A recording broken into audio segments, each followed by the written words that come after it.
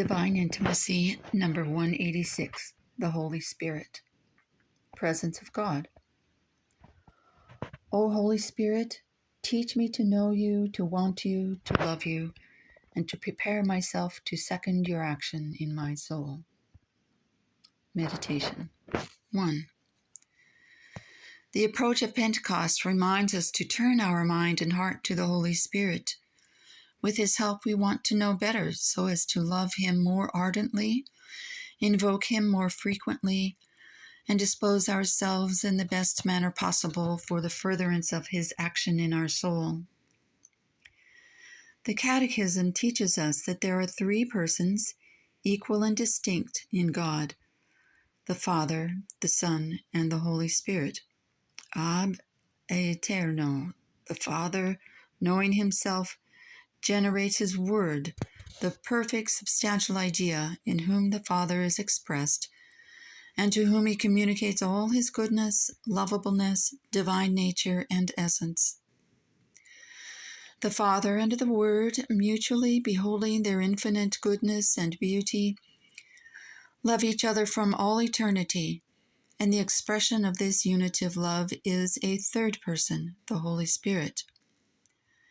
As the Word is generated by the Father by way of knowledge, so the Holy Spirit proceeds from the Father and the Son by way of love. The Holy Spirit is, therefore, the terminus and the effusion of the reciprocal love of the Father and the Son, an effusion so substantial and perfect that it is a person, the third person of the Most Holy Trinity, to whom the Father and the Son, by the sublime fruitfulness of their love, communicate their very own nature and essence without losing any of it themselves.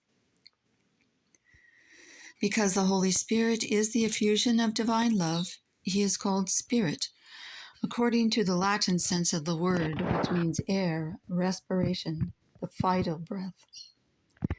In us, the respiration is a sign of life. In God, the Holy Spirit is the expression, the effusion of the life and love of the Father and the Son, but a substantial, personal effusion, which is a person. It is in this sense that the third person of the Blessed Trinity is called the Spirit of the Father and the Son, and also the Spirit of love in God, that is, the breath of love of the Father and the Son. The breath of divine love. It was in this sense that the Fathers of the Church called the Holy Spirit Osculum Patris et Filii, the kiss of the Father and the Son, a sweet but secret kiss, according to the tender expression of Saint Bernard. Let us invoke the Holy Spirit, the Spirit of love, so that he may come to enkindle in our hearts the flame of charity. 2.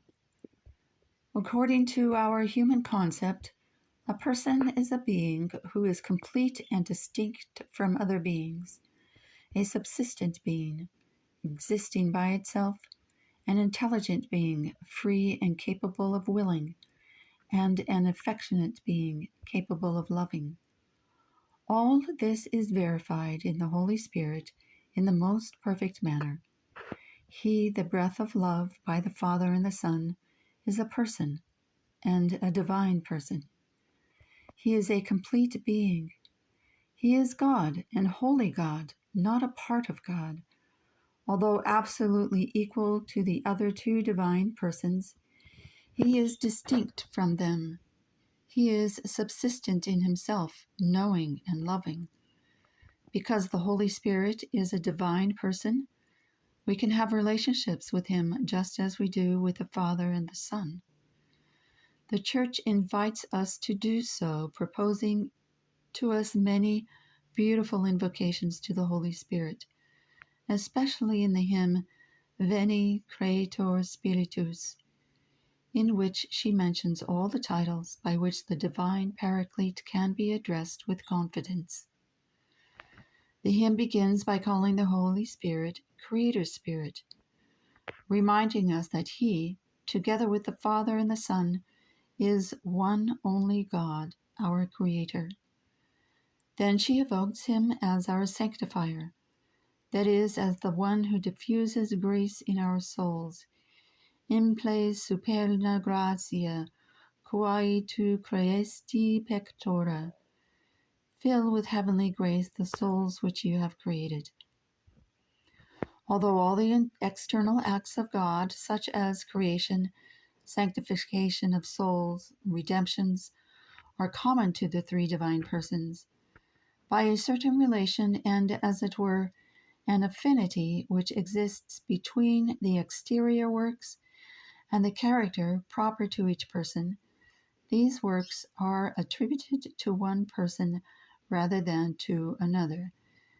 Divinum Illud. Thus, the work of sanctification, which is a work of love, is especially attributed to the Holy Spirit, who is the breath of divine love.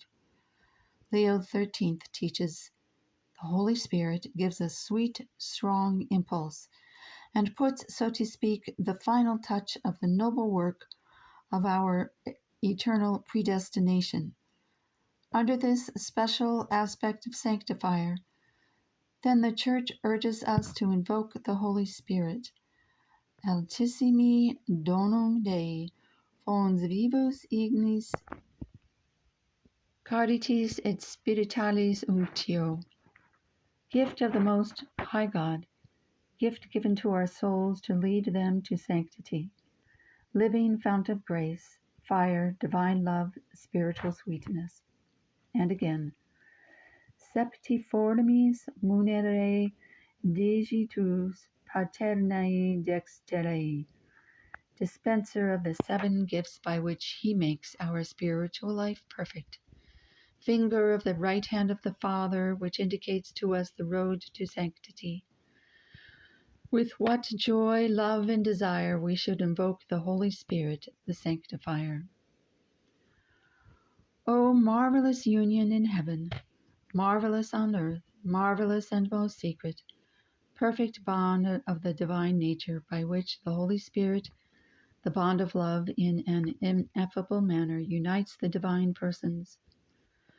Oh, how he unites in perfect unity the Holy Trinity, unity of essence, of substance, and of love. You, O Holy Spirit, are its sweet bond. O Divine Spirit, with the same bond by which you join and bind eternally the Father and Son in perfect union, you also unite the soul with God in a way similar to that divine union. You do so by freeing its faculties so perfectly that because of its close union with God, it neither wishes nor is able to wish, to recall, to know, or desire anything but divine charity. Oh, how happy would the soul be if, like the blessed in heaven, it could never more be freed from such a close and blessed bond. O Holy Spirit, you come to us by a loving operation of grace, like an overflowing fountain in the soul, wherein the soul is submerged. As 2 rivers join and unite their waters so that the smaller one loses its name and takes that of the larger, so do you, O Divine Spirit, come into the soul to unite yourself to it. But it is necessary that the soul, which is the lesser, lose its name and leave it to you, O Holy Spirit, that it may be transformed in you so as to become one spirit with you. O Holy Spirit, I see you coming down into the soul like the sun, which, finding no obstacle, no impediment, illumines everything. I see you descending like a fiery thunderbolt, which in falling goes to the lowest place it finds, and there it reposes, never stopping on the way, nor resting on the mountainous or high places, but rather in the center of the earth. Thus you, O Holy Spirit, when you come down from heaven with the fiery dart of your divine love, you do not repose in proud hearts or in arrogant spirits, but you make your abode in souls that are humble and contemptible in their own eyes. Saint Mary Magdalene de Pazzi. Thank you for listening to this Divine Intimacy essay. May God bless you in your listening.